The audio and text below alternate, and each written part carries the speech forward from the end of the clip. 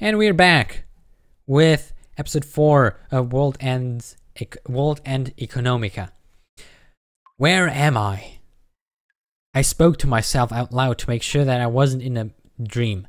My throat was dry, though, so it was hard to speak. I cleared my throat a few times and took a deep breath. I hadn't the foggiest how I got here. After I left that store, I ran for my life toward the narrowest street I could find. I thought the police would be right behind me if I looked back, so I did nothing but ran forward, not looking back a single time. After that, I must have found a handy-looking tunnel to hide in and then fallen asleep inside it. The pain throughout my body must have been from sleeping in the same position the entire time. Is this a sewer? In general, any place made out of the moon's unique limestone was a public facility. This place also had a cool, rough limestone floor as well as matching walls. Between that and the sound of running water, the place had to be a sewer. Right then, I noticed a slight glow around me. Is that from the exit? It seemed like I was nearly passed out, and while I had no idea how long I had been asleep, it must be night by now. The fact that the lamps were lit made me certain of it. Slowly and carefully, I began to walk. Suddenly, the road turned into a dead end. I could see the light source on the other side of the wall that I now faced, which was even taller than me.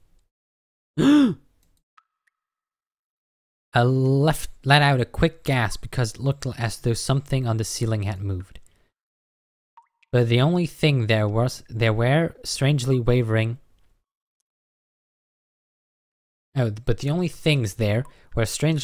lights and shadows. Like a small buck attracted to the light, it took my back off and climbed the wall. What? Then, when I saw what was on the other side of the wall, I let out a much bigger gasp. What's on the other side? Holy! Before me was a huge, spacious atrium. I was near the top part of the atrium and I could see more passages on its opposite and right sides. However, the most amazing part was the waterway passing through the base of the atrium. Clear water flowed through it like gentle rapids. And most of the water must have originated there. The bottom of the reservoir glowed a bluish color. Occasionally, a fish would move and its shadow on the ceiling would swim as well. As I gazed at this scene, amazed that places like this existed on the moon, I suddenly heard a rustling sound behind me. As I turned back in surprise, I forgot I was balancing on the top of a wall. I immediately lost my balance and fell on my butt. Ow! All of a sudden, I saw a pitch-black figure in front of me, rifling through my back. Hey! Wait, whoa, what are you doing? Not only had my life's wages and labor gone into that PC, but it also carried the 1 billion mool dream that I knew I was going to make a reality. My body moved before I even had the time to think, and I tackled the figure. I threw myself at the shadow, covering its face with my left hand and aiming for its throat with my right. It was a technique that an immigrant from Earth taught me when I was growing up in a village full of muscle ads. It was an incredibly effective technique, and it had to be. It was used by someone who came from a place where a failed government was replaced by military forces who had seized the UN food supplies to be used as aid and would toss it around as if they were feeding animals. Because I was looking at the light coming from the waterway, my eyes still weren't used to darkness. The passage was narrow though, so I couldn't miss. Not only that, but my opponent was way weaker than I had thought, tumbling over as soon as I had connected. Right at that moment, I saw a small, plank-like object fall on the floor. The glowing object looked like it could be some sort of computer terminal. However, I was too busy thinking about punishing this idiot who was searching through my back. On top of the bastard's body, who was either not resisting or too surprised to, I kept my grip on their throat and balled my other hand into the tightest fist I could make. Die! I froze my fist still overhead. Oh, hi. Dot, dot, dot. I raised my fist and was about to drop my iron hammer of fury. Wow. Meet my brothers, meet my companions, the iron hammer of fury. I began to speak. A woman? Ouch. What happened? Right then, my vision went dark. I only realized that I had been punched in the nose after I was woken up by being shoved on the chest into a side wall of the passage. Hitting me out of nowhere! What's wrong with you? The pitch black shadow, or rather the pitch black woman, began to speak. Black hair, black eyes, black clothes, black skirt and black shoes, her ankles peeking out from the hem of her skirt were black too, even her stockings were black. Dressed in black from top to bottom, her white face seemed to float in the darkness. She stared at me with her thin black eyes. They're red. They are clearly red, with her thin black eyes as if she was staring at a bug. My head was seething both from the shock of being punched and my anger at the outrageous situation. What the hell? You're the one who was going through my back. What's wrong with you? That's not true. What would you do if this broke? The girl looked around. Then, while still sitting, she reached out her arms and grabbed the plank-like device that fell earlier. She brushed away the dirt and began to use it, probably to see if it still worked. But anyway, what kind of mentality would lead someone to verbally attack me after hitting me? This is why I hated women. You attacked her, dude! You attacked her! You tackled her like a rugby. I'm just doing this because I was asked to. Why do I have to be subjected to this? She seemed to mutter this to herself. Disheveled from the fall, she gathered her long black hair into a bundle of darkness in one hand and straightened it neatly in an instant. Looked like a cable harness.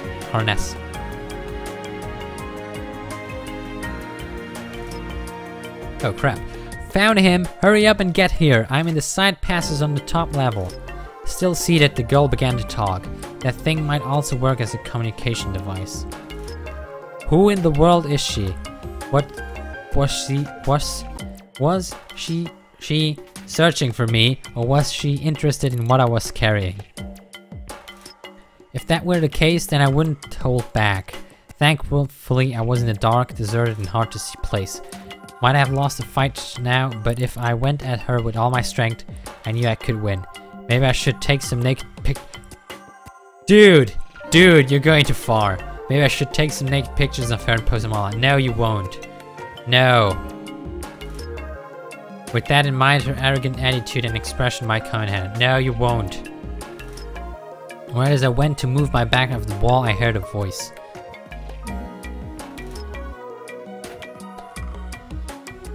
I hear you. Wait 1 minute. The floor gets complicated around here.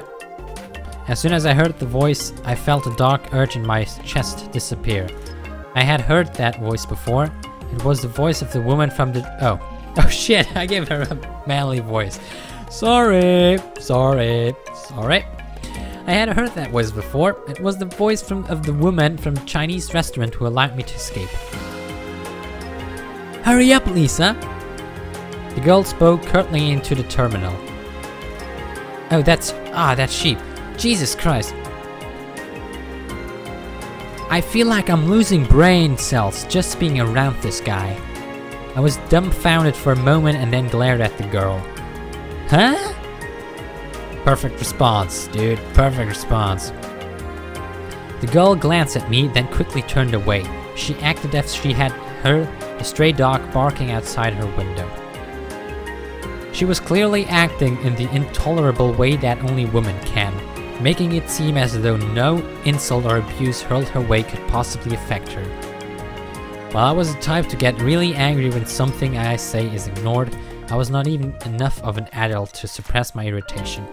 I kept glaring at her, not caring how lame I might be looking. Still glaring at her, I pulled my back towards me and made sure that nothing had been taken out. Nothing seemed wrong. Only there seemed to be something like a piece of dried macaroni at the bottom of my back. It was partially metallic and a small green rice-sized light was flickering on and off. Around the time that I figured out that it was a homing device, much like one you'd use on a pet dog, I heard footsteps from the other side of the passage. The woman who appeared shortly after was unmistakably the one from the Chinese restaurant. While she was irritating, she also saved me. Whoop. Ah, bright light! Jesus Christ, bright light! So this was Lisa. My god. Phew! Finally found you! I told you reception is bad around here. The girl in black replied. But I found you, it took a little while though. The woman wiped her forehead, which made her finally realize that her hair wasn't a mess. I'm amazed that you got all the way to a place like this.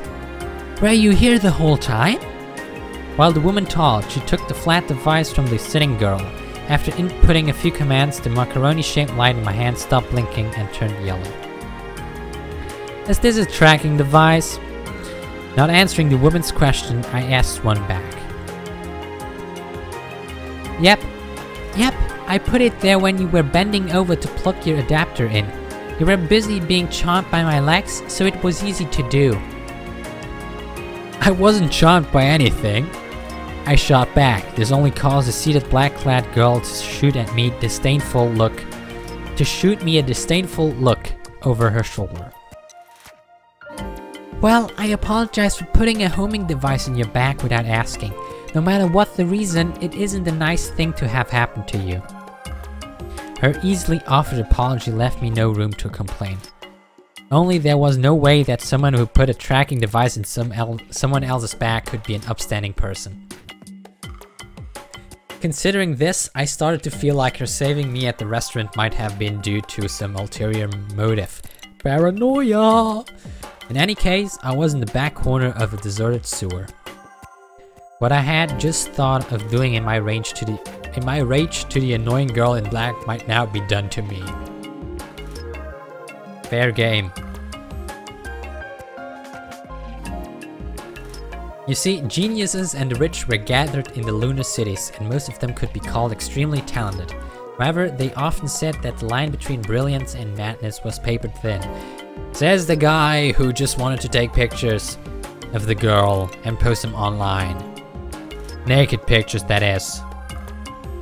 There was no shortage of stories along the lines of scientists performing unspeakable experiments on a nightly basis, or of wealthy perverts committing sickening acts on one after the other.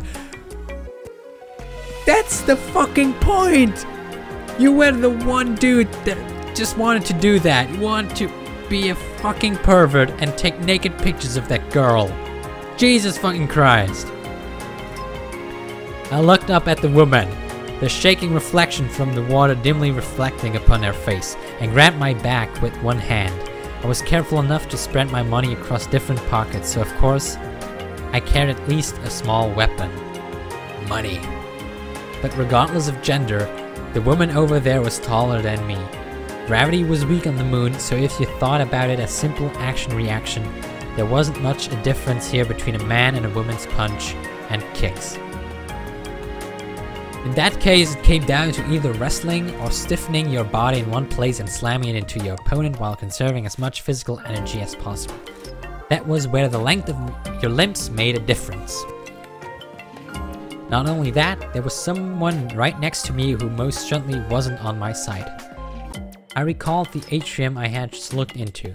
With my leg strength, Couldn't I jump over the wall all the way over to the other side? Or, if I made sure to land in the water, wouldn't I be okay? While my mind was whirring through the possibilities, I gulped and said the following. Why are you doing this? Was your saving me a trap? I wasn't sure if I should say that much, but before I could make a decision, the woman spoke first. The woman smiled as if she was stumped and bent her head to the side. She then continued. For fun? My back stiffened with a shudder. I had the feeling that I was going to be killed. You've got to be kidding me. I still had dreams, and I'd just barely gone to the starting line. I stood up and suddenly pulled all my strength into my thigh muscles. She spoke right as my body began to fly up. But I mean, you wouldn't want to get falsely arrested, right? Unable to drain all the strength in my thighs, my body floated as I hopped lightly backwards. With a slow, gentle trajectory, my back tapped against the wall. Wait, wrongly arrested? That's right! Those two officers were chasing after a boy, age 15 to 17, height around 160 centimeters, slender, black hair, black eyes, Asian features, wearing a black backpack. Crap, I need a voice for her. I can't do the same voices twice. But isn't that him? Faster voice, let's go. The girl in black replied to this description. That's what I thought too, but after talking to them some more, I realized that it was someone else. I was slightly confused. Then, when did I get asked that? That woman had known for a long time that I was a runaway. I had been going in and out of that restaurant for a while, and I had met her a number of times. Running away from home as a minor was technically against the law. While it was not something you'd be punished for, it was assumed that public order would be deteriorated by jobless, penniless minors wandering the streets. And so, they're cracked down on. That's why the woman's words didn't make sense to me. Confused, and with my back still against the wall, I heard the woman let out a small sigh and continued to talk. Those two officers weren't looking for just some runaway kid, they were after a thief. Thief? That's right, well, considering his MO and the circumstances, I could see someone like you could be suspect. Hearing this, I was reminded of how persistent the woman was when it came to the most random things. And that's why you wouldn't stop asking me whether or not I had lunch. Exactly! The other day, someone stiffed a nearby restaurant on the bill. According to eyewitnesses, the suspect looked just like you, as usual. But well, I didn't think that someone who would order ayu jelly with a carefree, satisfied expression on his face right after gobbling up a crab fried rice would do something like that, you know? Ugh. The woman giggled as she said this. Slightly miffed, I glared back at her. I wouldn't do something dirty like that over something like 10 moles. Of course not. I checked with Sorrel too. Oh, and I made sure to hold on to your change at your adapter. That made me feel a little relieved. The adapter was especially important. If you were smart enough, you could do just about anything with an electric appliance, so most purchases required showing personal identification. If my adapter were to get returned to the police as a lost article, they'd figure out my identity in a snap. I heard that on Earth, even a child could anonymously buy parts that could easily be made into a cutting-edge missile. Now that was a scary place. That is a scary place indeed. So wow, that's what's going on. You should come back to my place. I honestly could not understand what she was saying. What? What? What? What? What? What? What? What? What? What? What? What? This is the end of this episode, I guess. Let's save. Save through this one. Ta-dam. And oh, there's several pages. Nice. Nice, nice, nice. And I'll continue with episode 5 right after the break. So, thank you everyone for watching World and Economica episode 1, and have a nice day. Goodbye.